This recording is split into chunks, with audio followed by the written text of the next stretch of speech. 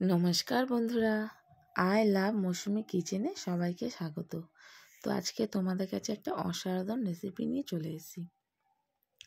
তোমরা যদি এখনও আমার চ্যানেলটাকে সাবস্ক্রাইব না করে থাকো তাহলে সাবস্ক্রাইব করে দাও, পাশে থাকা বেল আইকনটা প্রেস করে দাও। যখনই আমি নতুন নতুন ভিডিও যাবো সবার ফার্স্ট তোমাদের কাছে পৌঁছে যাবে। আর খুব কম সময়ের ভিতরে এরকম একটা দুর্দান্ত রেসিপি নিয়ে চলেছে। অনেকেই আমরা সয়াবিন খাই না, যে সয়াবিন নিউট্রেলা খাই না, তো এইভাবে রান্না করলে তোমরা সবাই আঙুল চেটে পুটে খাবে। তো দেখো, প্রথমে আমি রেসিপিটা কী করছি।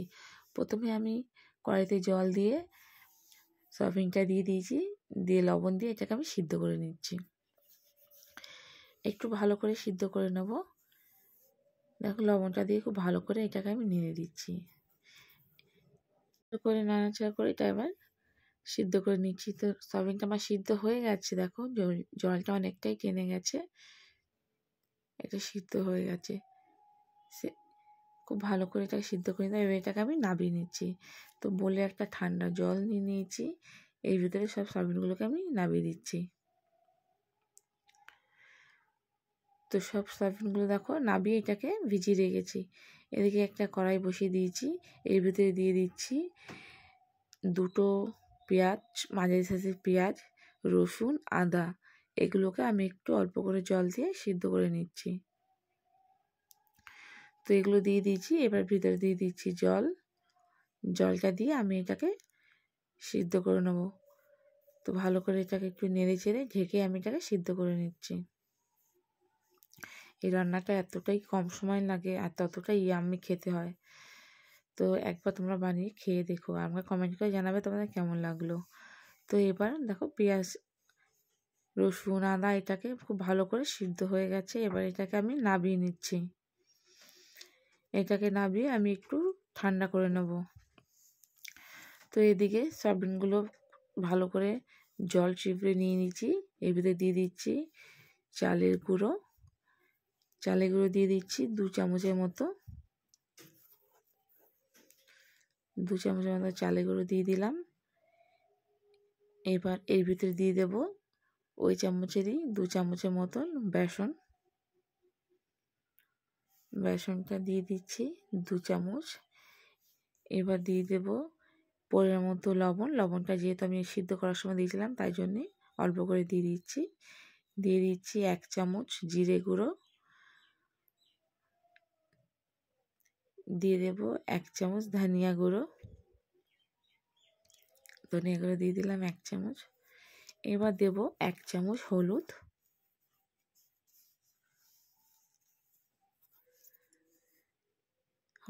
গুঁড়োটা দিয়ে দিলাম। এবার এগুলোকে খুব ভালো করে মাখিয়ে নিতে হবে।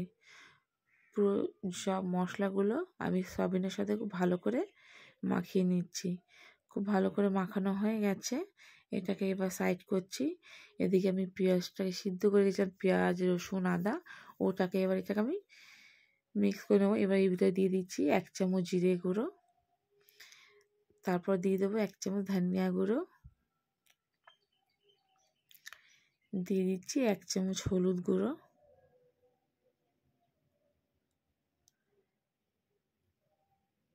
এরপর দিয়ে দেবো 1 চামচ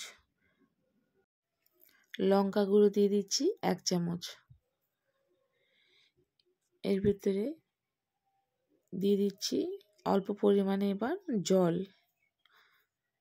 অল্প পরিমাণে জল দিয়ে দিয়েছি। তো সব কিছু এর ভিতরে দেওয়া হয়ে গেছে। এবারে একটা স্মুথ পেস্ট বানিয়ে নেব। তো এটা মিক্স করা হয়ে গেছে। তো এইভাবে করে এটাকে এবার আমি সাইডে রেখে দিচ্ছি। এদিকে একটা কড়াই বসিয়ে দিয়েছি। তো কড়াইতে দিয়ে দিলাম অল্প পরিমাণে সর্ষের তেল। তো তেলটা একটু গরম হয়ে গেছে, দিয়ে দিলাম 1 চামচ হলুদ। তো আগে থাকতে আমি একটা মাঝারি সাইজের পেঁয়াজ কুচিয়ে রেখেছিলাম, ওটাকে এবার আমি একটু হালকা করে ভেজে নিচ্ছি, ব্রেসা টাইপ করে নিচ্ছি। তো পেঁয়াজটা হালকা করে আমি গোল্ডেন করে ভেজে নেব।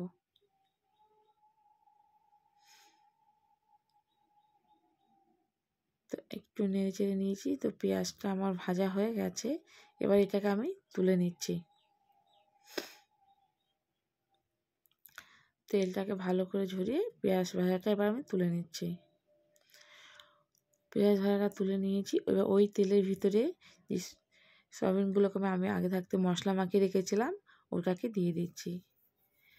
সয়াবিনটাকে খুব ভালো করে এবার ভেজে নিতে হবে। এবার এটাকে খুব ভালো করে ভেজে নিচ্ছি। সব সয়াবিনগুলো দিয়ে দিয়েছি। এবার এটাকে আমি একটু খুব ভালো করে তেলের সাথে এটাকে আমি নেড়ে দিচ্ছি। তো গ্যাসের ফ্লেমটা মিডিয়াম টু লো রাখবেন, বেশি হাই করলে এটা পুড়ে যাবে। মিডিয়াম টু লো করে এটাকে ভেজে নিতে হবে। তো সয়াবিনটাকে আমার ভাজা হয়ে গেছে, দেখো ঠিক এরকমটা হবে। এবার এটাকে আমি নামিয়ে নিচ্ছি। তো নামিয়ে নিচ্ছি। এবার একটা কড়াই বসিয়ে দিয়েছি, তার ভিতরে দিয়ে দিয়েছি পরিমাণ মতন সরষের তেল। তেলটাকে হালকা করে গরম করে নিচ্ছি। তারপর দিয়ে দিচ্ছি একটা তেজপাতা। তেজপাতাটাকে হালকা করে একটু ভেজে নেব। নেওয়ার পর এর ভিতরে দিয়ে দেব হাফ চামচ গোটা জিরে। জিরে আর তেজপাতাটা হালকা করে ভেজে নিয়েছি। এর ভিতরে দিয়েছি একটা টমেটো কুচি। টমেটোকে হালকা করে একটু নেড়ে দেব। হালকা করে ভেজে নেওয়ার পর এর ভিতরে এবার দিয়ে দেব যেই পেস্টটাকে আমি আগে থাকতে তৈরি করে রেখেছিলাম ওই মশলাটা আমি দিয়ে দিচ্ছি। এবার মশলাটাকে দিয়ে খুব ভালো করে এবার অনবরত নেড়ে নিতে হবে।